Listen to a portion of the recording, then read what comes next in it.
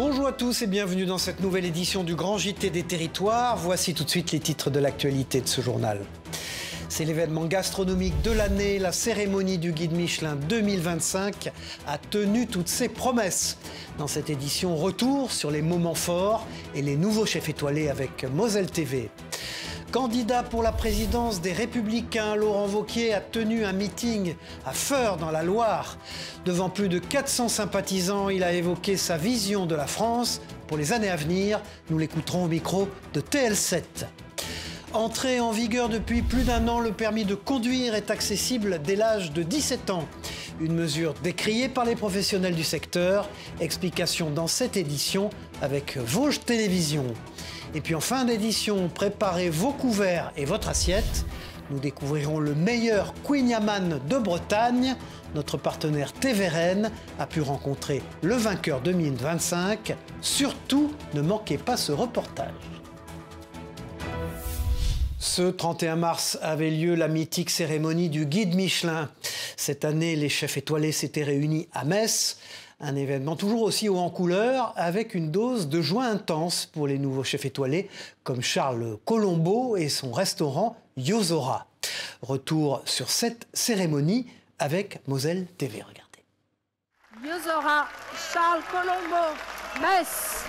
Consécration pour Yozora. Seulement 9 mois après son ouverture, le restaurant gastronomique décroche sa première étoile au Guide Michelin. Installé au centre Pompidou-Metz, l'établissement aux créations d'inspiration japonaise devient ainsi le premier restaurant étoilé de France à prendre place dans un musée.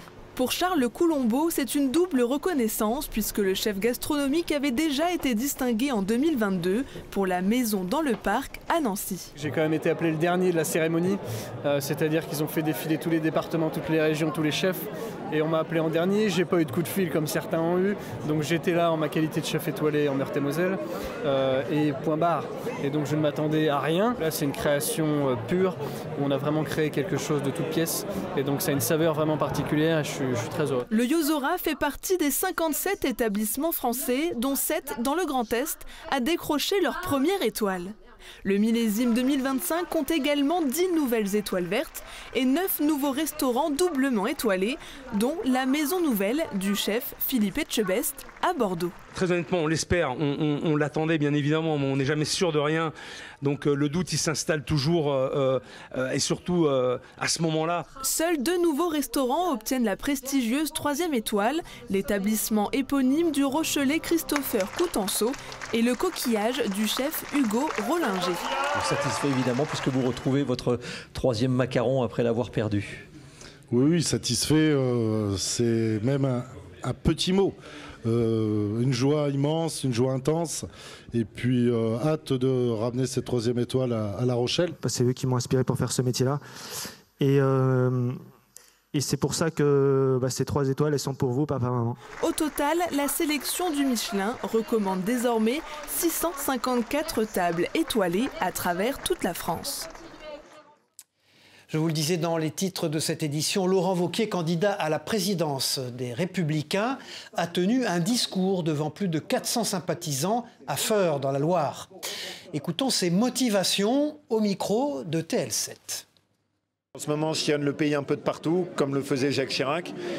Et quand on revient chez soi, qu'il y a le soutien de tous les amis, la salle qui est comble, cet esprit aussi qui est l'esprit de la Loire, voilà, ça me fait chaud au cœur et ça me porte parce que je sens qu'ils sont à mes côtés et qu'ils veulent qu'on avance ensemble.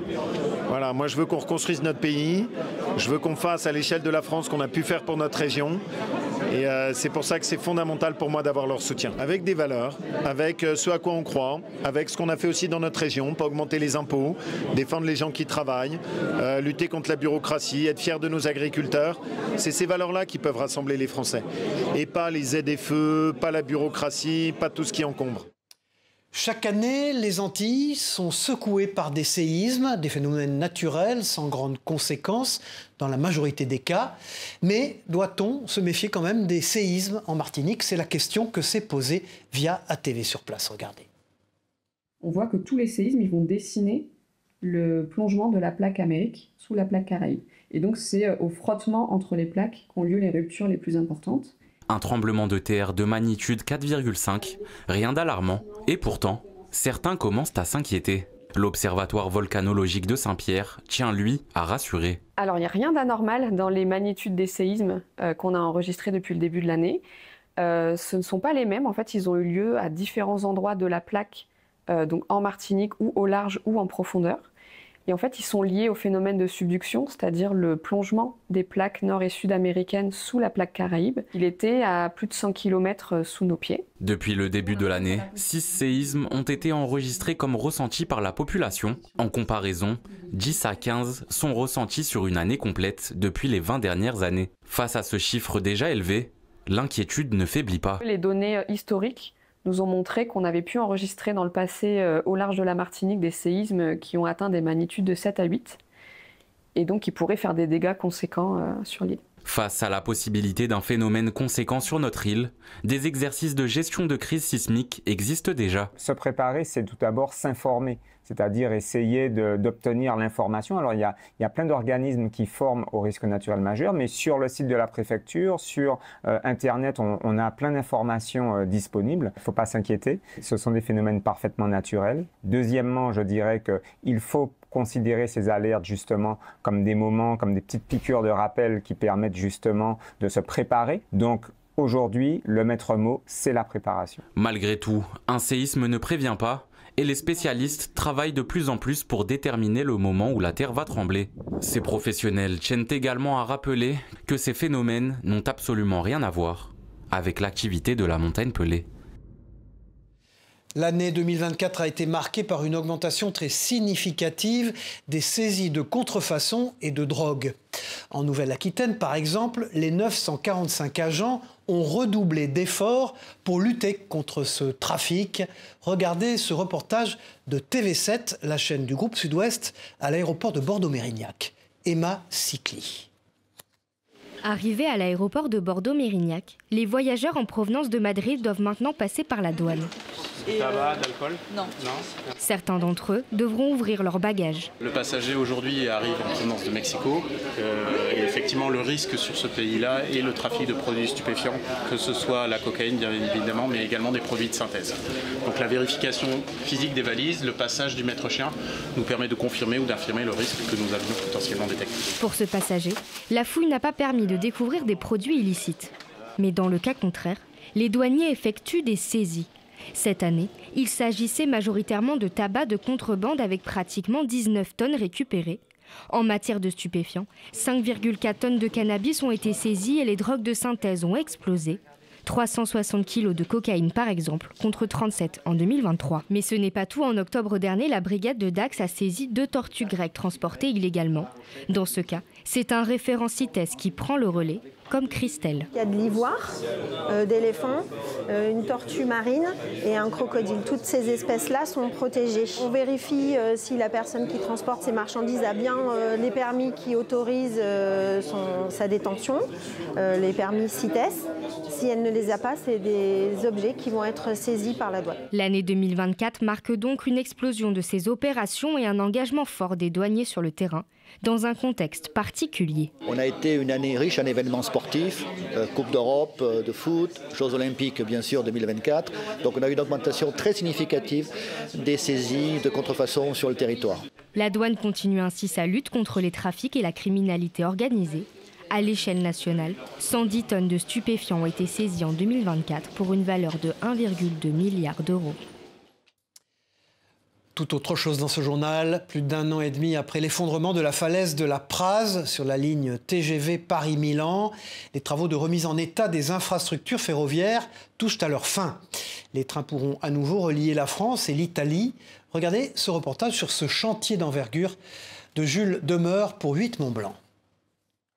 Il était encore inaccessible il y a quelques mois. Le tunnel ferroviaire, enseveli par tout un pan de la falaise de la Praz, menacé de s'effondrer. Cette galerie, située au pied de la montagne, servait de merlon, un barrage d'enrochement surmonté d'une fosse. Il permet de réceptionner les blocs de roches en cas d'éboulement, comme ce fut le cas en août 2023. Il faut imaginer qu'à la suite de l'éboulement, toute cette zone était complètement ensevelie par l'éboulement. Donc on avait des blocs ici, des blocs qui ont continué jusque sur la RD 1006. Et donc ici on avait 15 000 mètres cubes de matériaux stockées sur la galerie. Face au risque d'effondrement de la voûte, les équipes de SNCF Réseau ont attendu la fin de la sécurisation de la falaise pour pénétrer dans la galerie. Mais avant de s'atteler à la remise en état des installations ferroviaires, l'ouvrage a dû être consolidé. Toutes les traces blanches qu'on voit qui sont longitudinales, qui sont longilignes, ce sont des fissures millimétriques qu'on est venu injecter, qu'on est venu colmater pour rigidifier la structure de la galerie. Lorsqu'on avait le cône d'éboulement, on a eu de l'ordre de 20 mm de mouvement de la galerie ferroviaire. Avec le déchargement, la galerie est revenue à sa position initiale. Sur un total de 300 mètres de tunnel, seuls les 120 derniers mètres ont été endommagés par l'éboulement.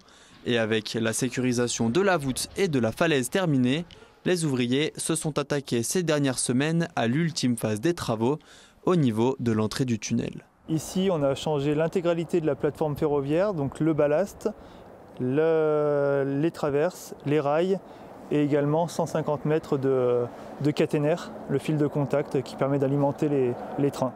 Les derniers ouvriers sont encore à l'œuvre sur la reconstruction du couronnement du tunnel, mais cela ne devrait pas empêcher la reprise du trafic ferroviaire franco-italien après 18 mois de travaux. Avis aux fumeurs, c'est une maladie qui touche près de 3,5 millions de Français chaque année et pourtant peu connaissent la BPCO ou plutôt la maladie du fumeur. Elle est la 3e cause de mortalité par tabac dans le monde. Mais alors qu'est-ce que c'est que cette BPCO? Réponse avec la Provence qui s'est rendue dans un service de pneumologie marseillais. Il a un poumon qui a à peu près 25 ans de plus que lui. Et donc forcément, le handicap respiratoire est notable. La bronchopneumopathie chronique obstructive, c'est le nom barbare d'une maladie qui touche 3,5 millions de Français chaque année. Dans 85% des cas, elle est causée par le tabagisme et se manifeste par un essoufflement, de la fatigue et une toux persistante. À l'hôpital Saint-Joseph, c'est grâce à une spirométrie que la maladie est diagnostiquée. La qualité de vie va dépendre un petit peu de la sévérité de la maladie. Mais pour les patients les plus sévères, il faut vous imaginer, c'est comme si vous prenez, vous, une paille de tout petit calibre et vous respirez en permanence dans cette paille et essayez de marcher, monter des escaliers en respirant uniquement par une paille de petit calibre, vous allez très vite en ressentir le handicap. Une fois le diagnostic posé, le patient devra réaliser un sevrage tabagique associé à un traitement médicamenteux et à une activité physique adaptée. Mais dans certains cas, une endoscopie bronchique peut être proposée. Quand on a du poumon qui est détruit, le poumon, il a des bulles qui ne servent à rien, en fait, des trous. Et donc, ça crée ce qu'on appelle une distension et donc un handicap respiratoire. Et l'objectif est de pouvoir réduire ce volume pulmonaire. Là, on joue sur les symptômes, c'est-à-dire qu'on essaye de réduire la distension du poumon et donc le handicap respiratoire inhérent à cette distension du poumon. En France, la BPCO cause 17 000 décès chaque année. Et pourtant, 60% des patients ne sont pas diagnostiqués. Détectés tardivement, cette maladie peut évoluer vers une insuffisance respiratoire chronique. Depuis le 1er janvier 2024, l'épreuve du permis de conduire est accessible dès l'âge de 17 ans. Une mesure du gouvernement très appréciée par les jeunes, mais décriée par les professionnels du secteur. Voici pourquoi, avec ce reportage de Vosges TV. Regardez. On a largement la place pour reculer. Manon a 17 ans et dans quelques semaines, elle pourra passer son permis de conduire. Un examen anticipé, accessible depuis plusieurs années déjà, mais qui jusque-là ne permettait pas aux mineurs de prendre le volant sans la supervision de leurs parents. C'est désormais possible depuis le 1er janvier 2024, un point positif pour la mobilité des jeunes, parfois difficile dans nos territoires ruraux. Il n'y a pas trop de bus, puis les parents ne sont pas toujours disponibles, donc on ne peut pas trop faire comme on veut. Là, ça permet d'avoir une certaine indépendance. Il fait beau, il y a du monde. On fait bien gaffe aux piétons, c'est le danger principal. Comme elle, plus de 290 000 jeunes ont passé leur permis à 17 ans l'année dernière. Une réforme jugée toutefois précipitée par les professionnels du secteur qui ont dû s'adapter à l'image de cette école de conduite qui compte 550 inscrits dans les Vosges.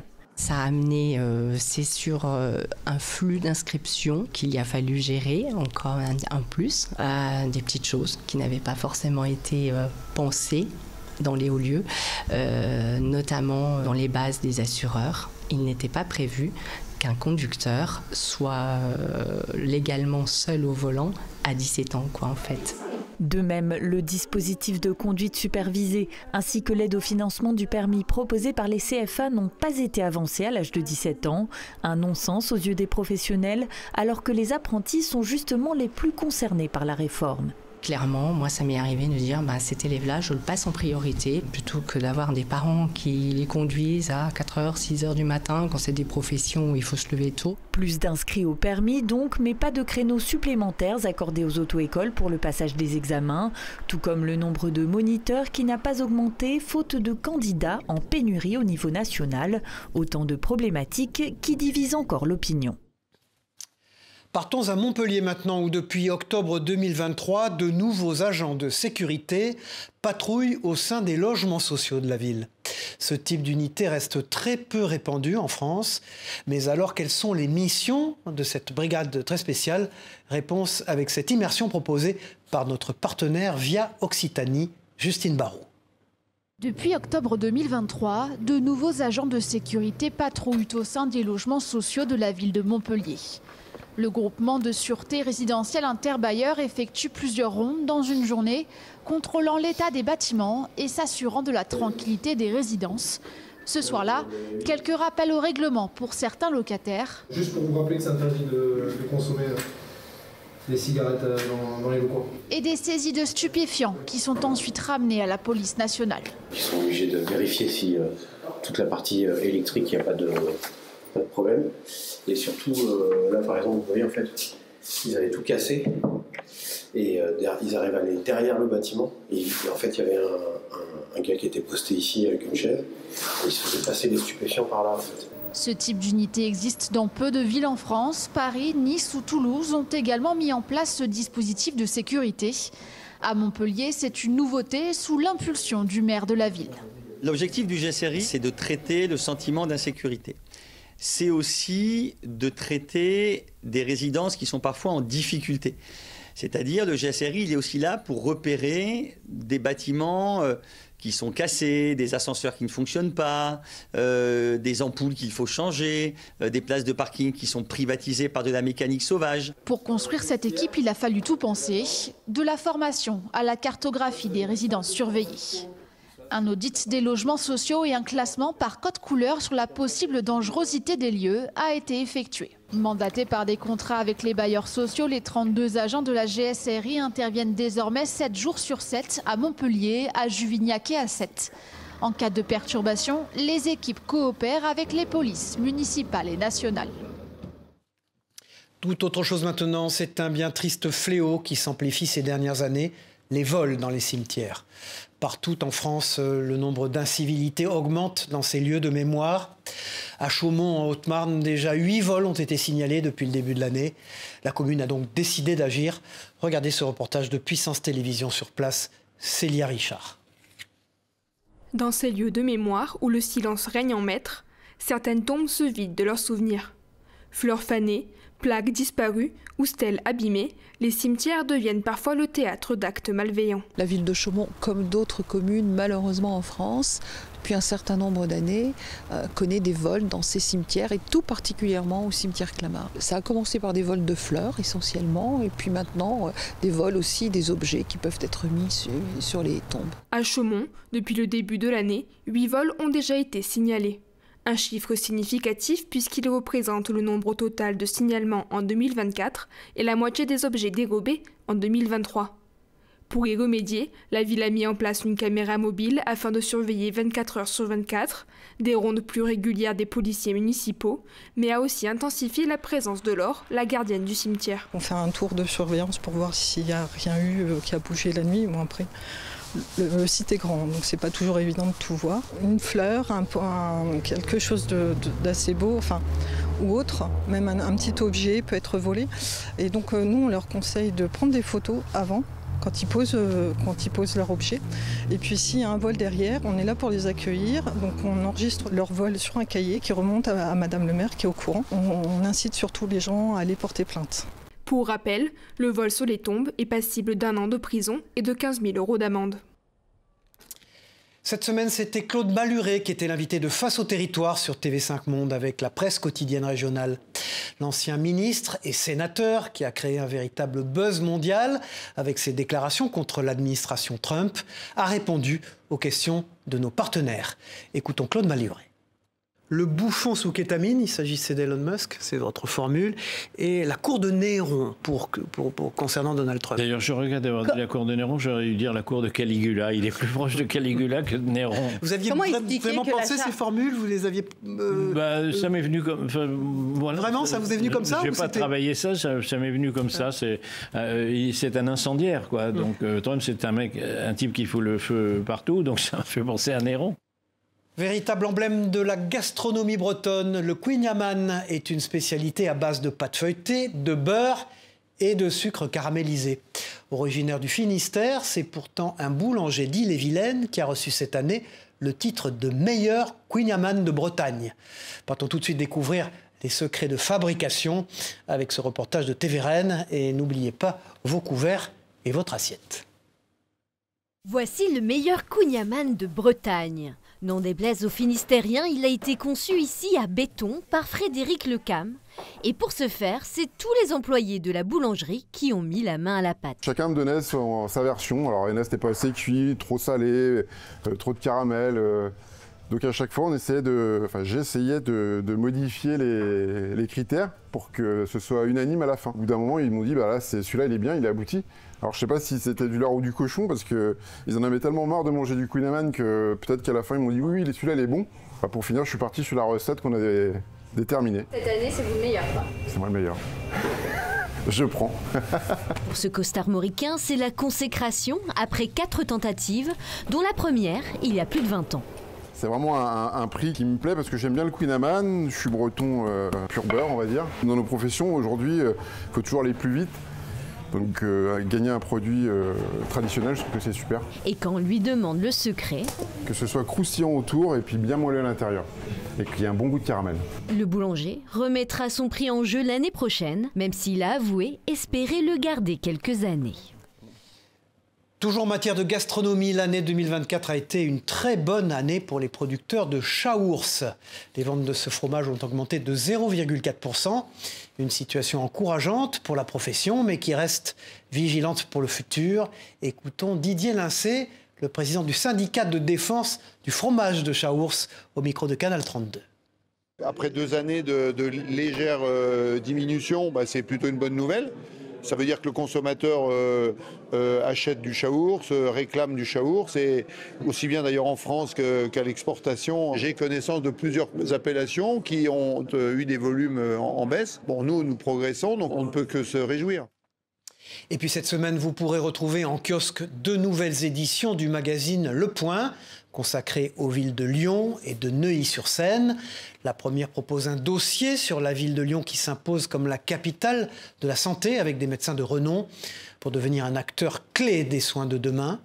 L'édition sur la ville de Neuilly, quant à elle, se penche sur une petite révolution opérée par la commune. Vous verrez, ces 2 éditions spéciales du Point sont bien sûr à retrouver dans vos kiosques ce week-end. Et puis c'est l'un des rendez-vous incontournables de la saison hivernale, Tomorrowland Winter, ce festival de musique techno qui regroupe chaque jour près de 10 000 personnes à l'Alpe d'Huez. D'habitude non accessible aux enfants, cette année, une exception, l'événement a proposé une formation de DJ aux plus petits, une initiative qui a beaucoup plu et que nous découvrons grâce à Télé Grenoble et à l'Alpe d'Huez TV. Regardez. Casque sur la tête et platine en main, c'est au tour des enfants de faire leur show. Pendant 1h30, la Tomorrowland Academy forme les futures générations de DJ sous les conseils de Fabio, de son nom d'artiste, E-Wave. Là, tu vois, maintenant, il y a moins de chants, il y a juste le refrain, et là, tu peux faire ta transition. Regarde. Je pense que ça reste quand même une activité ludique et c'est pour ouvrir et pour arrêter d'avoir cette image de festival et qui peut être parfois mêlée à des images d'adultes où on voit alcool ou autre. Et en fait, le but, c'est vraiment de partager la musique. Depuis 3 ans, le festival accueille une trentaine d'enfants de l'Alpe d'Huez, tous entre 7 et 12 ans. Pour certains enfants, cette session est une expérience amusante, mais pour d'autres, leur premier pas dans le métier. J'aime bien la musique, j'aime bien gérer des musiques, des transitions. On voulait apprendre à mixer et ça nous intéressait un peu. On veut plutôt faire chanteuse, mais il faut faire un peu de tout, quoi. Ouais, on veut essayer de faire un peu de tout. Si ces formations sont en France uniquement proposées lors de Tomorrowland Winter, L'Académie, elle, organise des stages réguliers en Belgique et offre l'occasion aux enfants de faire leur première scène lors de l'édition estivale. Le bolide de la DeLorean de Retour vers le futur, célèbre film, la 406 de Taxi ou encore la Dodge Viper de Gran Turismo. Florian, un passionné d'automobile, retape et collectionne les voitures les plus connues du cinéma et des jeux vidéo. La Dépêche du Midi a pu le rencontrer et nous faire découvrir ces véhicules mythiques. Regardez. C'est la fameuse DeLorean. La plus emblématique des voitures de police pour moi reste la Crown Victoria. Et c'est une vraie voiture de police qui a vraiment servi. Et là vous avez le vrai PC avec l'imprimante d'époque. Pour moi c'est un moyen d'assouvir ma passion de l'automobile, de travailler sur les véhicules, de les rénover. Des véhicules après, pas de prestige, mais des véhicules qui sont plus ou moins agréable à regarder, avec une sympathie pour les gens. Voilà, c'est la fin de ce journal. Merci à vous de nous avoir suivis. On se retrouve très vite pour une nouvelle édition du Grand JT des Territoires. Au revoir à tous.